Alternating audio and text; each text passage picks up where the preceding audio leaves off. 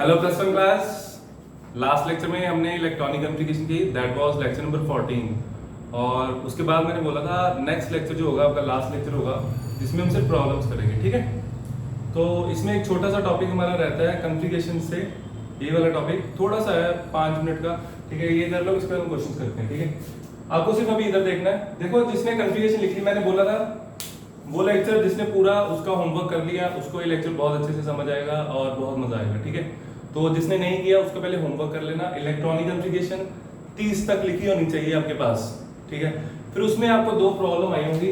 पहली प्रॉब्लम आएगी क्रोमियम में, ठीक है। क्रोमियम का एटॉमिक नंबर होता है 24। क्रोमियम का एटॉमिक नंबर कितना? 24, ठीक है। तो 24 तक पहुंचने के लिए आपको 1s2 2s2 2p6, उसके बाद 3s2 3p6 4s2, ये हो जाती है बच्चे 20 तक, ठीक है, यानी कि कैल्शियम तक। उसके बाद 3D में आप लोगों ने 4 इलेक्ट्रॉन डाले। जिसने यहां तक कर लिया होगा पास, ठीक है, और चेक नहीं किया तो ये आप चेक करना, ये हमारी थोड़ी सी कन्फिगरेशन गलत आती है, ठीक है। यहाँ पे एक्सेप्शनल कन्फिगरेशन होती है, ठीक है। Write down exceptional configuration of copper and chromium या chromium and copper. Write down exceptional configuration of chromium and copper. तो इसमें क्या होता है, 4s का एक इलेक्ट्रॉन इधर आ जाता है, तो ये हो जाते हैं 5 और ये होते हैं 1, इधर हो जाएगा 1, ठीक है। इसी तरह सिमिलरली हम समझते हैं, फिर इसको समझेंगे ऐसा हुआ क्यों, ठीक है। उसके बाद अलग हमारा कॉपर का एटॉमिक नंबर 29। तो कन्फिगरेशन क्या आएगी? 1s2 2s2 2p6 3s2 3p6, ये सॉन्ग याद कर लेना, ठीक है। 3p6, उसके बाद 4s2 3d9, क्योंकि यहां तक 20 के बाद 9 होते हैं, इसमें भी ये होता है, इधर 1 इधर 10। तो क्वेश्चन है कि ऐसा कब करना है और क्यों करना है ना। तो ऐसा कब करना है? ऐसा तब करना है जब बच्चे डी में मैक्सिमम इलेक्ट्रॉन कितने आते हैं आप लोगों ने इस तरह भी भरना है, ठीक है। जैसे कि मैं आपको सिर्फ एक केस का करके दिखा रहा हूं, एक ऑक्सीजन का करके दिखा देता हूं और एक इसका, ठीक है। पहले ऑक्सीजन का देख लो। 1s2 2s2 2p4, ठीक है।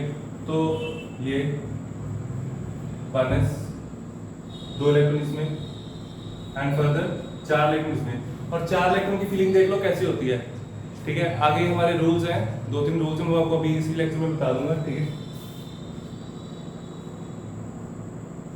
पहले 3 इलेक्ट्रॉन सिंगली फिल्ड करते हैं। ये तीनों ऑर्बिटल सेम एनर्जी पे है ना, p के 3 ऑर्बिटल होते हैं -1 0 1, राइट।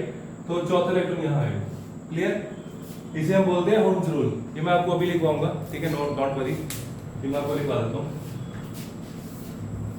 तो ऐसे ऑर्बिटल शो करते हैं, और अभी मैं आपको पहले ये करा रहा हूँ, वो भी बाद में कराता हूँ, ठीक है। तो इसमें क्या होता है, यहाँ पे जब D4 हो या यहाँ पे D9 हो तो एक इलेक्ट्रॉन हम इधर भेजें, इसको हाफ, यहाँ पे ये हाफ फील्ड हो गया, यहाँ पे ये फुली फील्ड हो गया। तो half field and fully field configuration जो होती है वो स्टेबल होती है। क्यों होती है? देखो, एक होता है इसमें पहला पॉइंट सिमेट्री,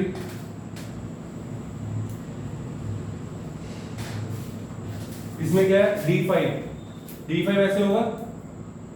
मैं सीधा 4s1 बना रहा हूं बच्चे, 4s1, और D में कितने इलेक्ट्रॉन? 1 2 3 4 5। तो हाफ फील्ड जो होता है सिमेट्रिकल है, ठीक है। अगर 4 इलेक्ट्रॉन इधर होते हैं 2 इधर होते तो वो सिमेट्री ना होती। इसमें सिमेट्री है, पहला पॉइंट ये है, ये सिमेट्री के कारण स्टेबल है। इसके मैं आपको नोट्स भेज दूंगा, आपके मॉडल में से ही है, वो आप एज इट इज लिख लेना, लिखवाने का टाइम नहीं मेरे पास, ठीक है। तो उसके बाद देखो सेकंड पॉइंट, पहला पॉइंट ये आ गया, सेकंड एक्सचेंज ऑफ एनर्जी, ये पॉइंट ज्यादा इंपॉर्टेंट है, एक्सचेंज ऑफ एनर्जी। अब हम देखते हैं कि इसकी अगर जो हमने एक्सपेक्टेड कॉन्फ़िगरेशन थी, ठीक है, वो थी आउटर मोस्ट लिखूंगा सीधा, कॉपर की, सॉरी क्रोमियम की 4s2 3d4, 4s2 3d4 थी। 4s2 में 2 इलेक्ट्रॉन, D में कितने इलेक्ट्रॉन है? 1 2 3 4। इलेक्ट्रॉन क्या करता है सेम शेल में, अगर आप लोग सेम घर में हो, या सेम मोहल्ले में हो, आपको अलाउड है एक उधर के घर जाना, तो आप लोग जाओगे, है ना। जैसे लॉकडाउन में आप लोग घर पे बंद बैठे हो, तो आप लोग क्या चाहते हो, बाहर घूमो, राइट। ठीक है, तो ये कितने घरों में और जा सकता है, इधर तो जाना ही नहीं खाली है, ठीक है। ये इधर जा सकता है, इधर जा सकता है, इधर जा सकता है, 3 घर में जा सकता है। और फिर ये किधर किधर जा सकता है, ये इलेक्ट्रॉन ये अपनी एनर्जी दो वे में एक्सचेंज करता है, या ये इधर जाएगा या ये इधर जाएगा, इधर तो ये जाएगा नहीं, ये दोनों तो एक्सचेंज कर ही चुके हैं, ठीक है। और ये वाला जो है ये सिर्फ इधर जा सकता है। तो कितने वेज में एनर्जी एक्सचेंज हुई, 1 2 3, 3 + 2 + 1, आंसर क्या है 6। तो 3d4 में क्या होता है, 6 वेज में इलेक्ट्रॉन अपनी एनर्जी एक्सचेंज कर सकता है। मतलब कि ये जब इलेक्ट्रॉन एक ऑर्बिटल से दूसरे ऑर्बिटल में जंप करता है तो एनर्जी लूज करता है, और एनर्जी लूज करेगा तो स्टेबिलिटी गेन करेगा, ठीक है। उसके बाद देखो d5 में क्या होता है, 4s1 3d5, 1 2 3 4 5। इसमें बच्चे देखो क्या हो रहा है, इलेक्ट्रॉन ये वाला इलेक्ट्रॉन यहां से इधर गया, इधर गया, इधर गया और इधर गया, 4 वेज। और ये वाले इलेक्ट्रॉन के लिए 1 2 3, और इसके लिए 1 2, और इसके लिए 1, यानी कि 4 + 3 + 2 + 1, चेक कर लेना, यही आएगा 10। तो यहाँ पे क्या है हमारे पास, इलेक्ट्रॉन जो है 10 वेज में एनर्जी एक्सचेंज करता है। ये टॉपिक मैंने थोड़ा सा पास करवाया बच्चे, थ्योरी है, ठीक है, लिखने वाला टॉपिक है, आप लोगों को खुद लिखना है, क्लियर। चलो, तो ये सारा आपको टॉपिक खुद ही लिखना है। तो मैंने ये बता दिया, half filled and fully filled configuration, by half filled and fully filled configuration are stable, ये क्वेश्चन आता है, ठीक है। Because of symmetry, because of exchange of energy, इसको अच्छे से एक्सप्लेन करना, ठीक है। चलो, ये मैं कर रहा हूं सारा।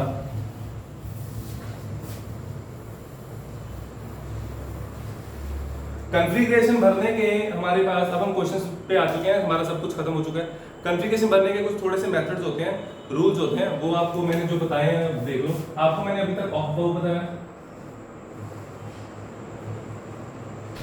ऑफ-बाउ principle clear to you. Energy, electrons are filled according to their increasing energy level. Second, Bohr Bury rule, Bohr Bury rule, इसने क्या किया, n+l रूल दे दिया कैसे एनर्जी निकालते हैं। Third, Hund's rule of multiplicity, ये मैंने आपको नहीं करवाया, ये मैं आपको अभी बता रहा हूं। मल्टीप्लिसिटी लिख लो, यहीं पे लिख लो। According to this rule, electrons are first singly filled, electrons are first singly filled, then pairing takes place, ठीक है। मतलब कि जैसे कि हम होटल में गए, हमें 3 रूम मिले हैं, ठीक है। मैं p ऑर्बिटल की बात कर रहा हूँ, p को सपोज करते हैं हमारे पास 3 ऑर्बिटल है, यानी कि हमारे पास 3 रूम्स हैं, ठीक है। और वहां पे 3 बंदे आए, ठीक है। पहला बंदा एक में गया, वो तीनों एक दूसरे को नहीं जानते, दूसरा उनकी बनती नहीं आपस में, ठीक है। दूसरा दूसरे में जाएगा, तीसरा तीसरे में जाएगा, तीनों खुश, ठीक है। ऐसा तो नहीं होगा एक में दोनों आ जाएंगे, मैक्सिमम 2 इलेक्ट्रॉन आते हैं एक ऑर्बिटल में, नहीं आएंगे वो, ठीक है। तो इसलिए पहले इलेक्ट्रॉन, अगर मैं जैसे p में मान लो मैं ऑक्सीजन की कॉन्फ़िगरेशन लिख रहा हूँ, है ना, 1s2 2s2 2p4, ये तो बच्चे आपको समझ आ गए, इसको लिखते कैसे हैं, 1s में 2 इलेक्ट्रॉन, 2s में 2 इलेक्ट्रॉन, और उसके बाद 2p में 4, 1 2 1 2 3। अब क्या है, अब मेरे पास जगह ही नहीं है, तो मेरे को रहना तो है ही है, तो मैं पेयरिंग करूंगा, करनी पड़ेगी। पेयरिंग के लिए एनर्जी लगती है, ठीक है, बिकॉज इलेक्ट्रॉन सेम ऑर्बिटल में जब आता है तो रिपल्शंस होती हैं, लेकिन आना पड़ेगा, ठीक है। क्योंकि इसके बाद वाला जो रूम है, ठीक है, यानी कि अगर मैं आगे जाऊं 3s में, वो बहुत ऊपर है, 3s हाई एनर्जी लेवल पे है, वहां तक पहुंचने के लिए हमारे पास जान नहीं है, ठीक है, हम थक जाएंगे, बहुत दूर जाते जाते। तो हमारी प्रेफरेंस ये होगी, हम यहीं पे रूम लेते हैं, क्लियर। चलो, तो ये है हंड्स रूल ऑफ मल्टीप्लिसिटी, पहले सिंगली फील्ड करना है, फिर पेयरिंग शुरू करनी है। 4 इलेक्ट्रॉन ऐसे नहीं भरने, 3 में 4 इलेक्ट्रॉन है ना, ऐसे मत भर देना 2 इधर 2 इधर, चलो हो गया, ये खाली लिखना, ऐसे नहीं करना, ठीक है। दिस इज रॉन्ग, आगे ये नोट कर लो। Hund's rule of multiplicity is clear to you, write down last rule, Pauli exclusion principle, fourth rule, Pauli exclusion principle, ये रूल कहता है no two electrons can have same spin.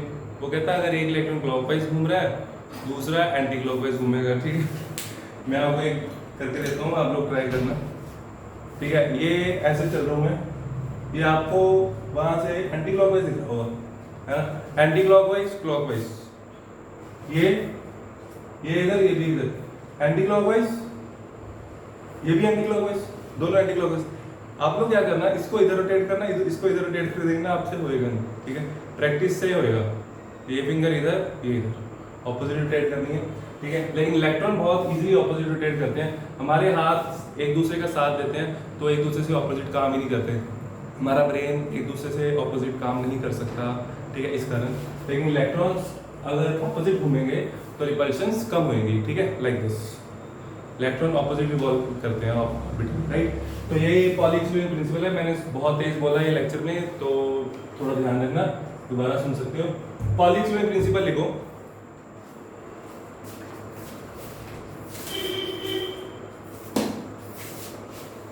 according to this principle an orbital can accommodate maximum of two electrons, and these must have opposite spins,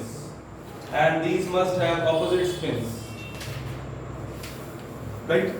मतलब कि अगर minus की बात करूं, एक इधर एक इधर, इसकी बच्चे सेकंड डेफिनेशन, पॉली एक्सक्लूजन की सेकंड डेफिनेशन राइट नाउ।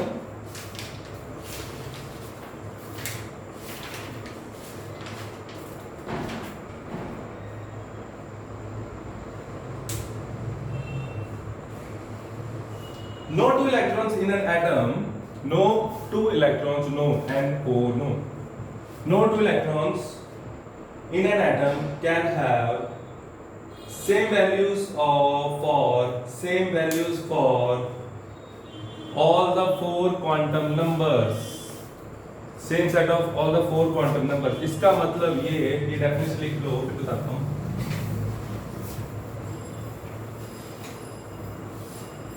इस डेफिनेशन का मतलब है कि दो इलेक्ट्रॉन का एड्रेस सेम नहीं हो सकता। जैसे दो पर्सन्स का एड्रेस सेम नहीं हो सकता, ठीक है, इसी तरह हर एक का एड्रेस अलग अलग होता है। तो इसी तरह पॉली एक्सक्लूजन प्रिंसिपल कहता कि no two electrons can have same address, ठीक है, same set of four quantum number, चारों क्वांटम नंबर सेम नहीं हो सकते। फॉर एग्जांपल इलेक्ट्रॉन का एड्रेस बताते कैसे, अब हम पहुंच चुके क्वेश्चंस पे, ठीक है। देखो मैं आपको टाइप बताऊंगा, आपको समझ आ जाएगा, आप जितने मर्जी क्वेश्चन करते रहना।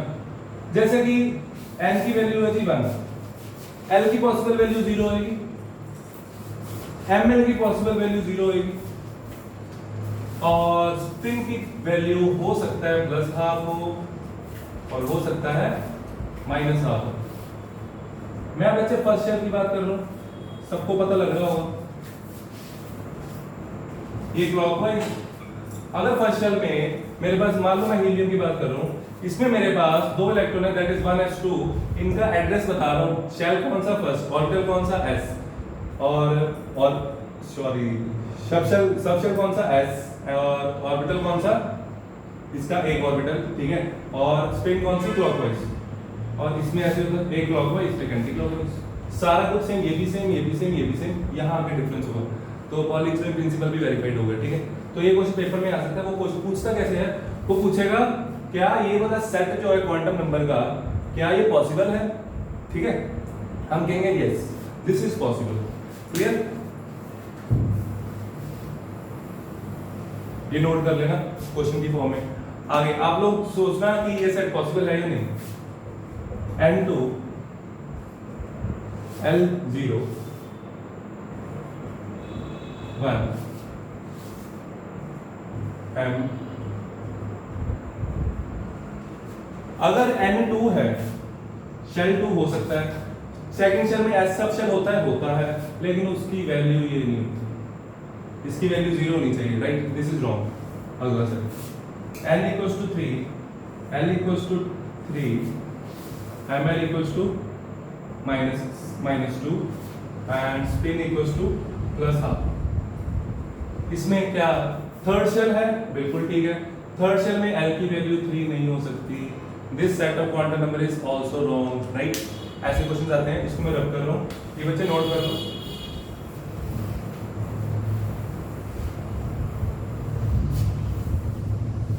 और देखो, और आपसे वो पूछ सकता है कि कितने ऑर्बिटल्स होंगे एक पर्टिकुलर शेल में, उसका मैं आपको जनरल फॉर्मूला बता देता हूँ आज, ठीक है। आप लोगों ने थोड़ा बहुत किया भी होगा। जैसे मान लो शेल है, फर्स्ट शेल, सेकंड शेल, ठीक है। नंबर ऑफ सबशेल्स कितने, नंबर ऑफ ऑर्बिटल्स, ऑर्बिटल्स लिखते हैं, ऑर्बिटल्स कितने, n स्क्वायर, 1 का स्क्वायर 1, 2 का स्क्वायर 4, एक ऑर्बिटल s का और तीन ऑर्बिटल p, ठीक है। और नंबर ऑफ इलेक्ट्रॉन्स होते हैं 2n स्क्वायर, 2n स्क्वायर क्या होते हैं, n स्क्वायर की वैल्यू करो 2 है, 4 2 जा 8, n स्क्वायर को 2 से मल्टीप्लाई कर दिया, फॉर n3 3 का स्क्वायर 9 ऑर्बिटल होंगे, एक s का, 3 p के और 5 p के, और इधर क्या आएगा 18 इलेक्ट्रॉन। थर्ड शेल में कितने इलेक्ट्रॉन आते हैं 18, अब मैं ये करवा चुका हूँ। तो बच्चे इस तरह के क्वेश्चंस हैं, ठीक है। और आपका कल टेस्ट है, वो अच्छे से प्रिपेयर करना, उसमें कोई डाउट आएंगे वो हम बाद में करेंगे, ठीक है। ओके।